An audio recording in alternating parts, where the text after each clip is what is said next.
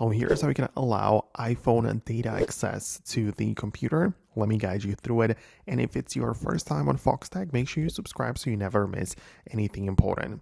So it kind of depends on what you mean. If you want to give it the data access to your, cellular data, that is a bit of a different story because you have to just open up the settings and click on the personal hotspot and make sure you enable it, right? So, you have the Wi-Fi password, which shows up, and you just basically have to connect to that Wi-Fi network from your computer.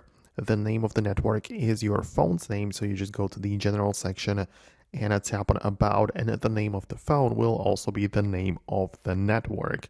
So, that's generally how it works, and it's pretty simple.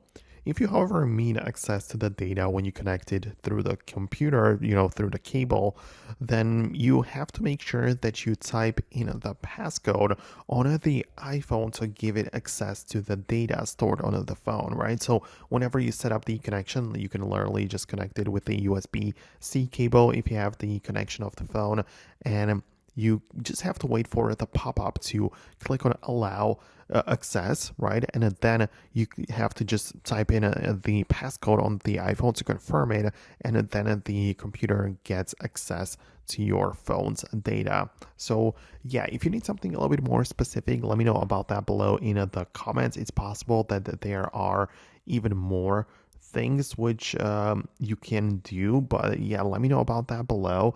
Thanks a lot for watching, and I'm gonna catch you in the upcoming tutorials and videos like this one.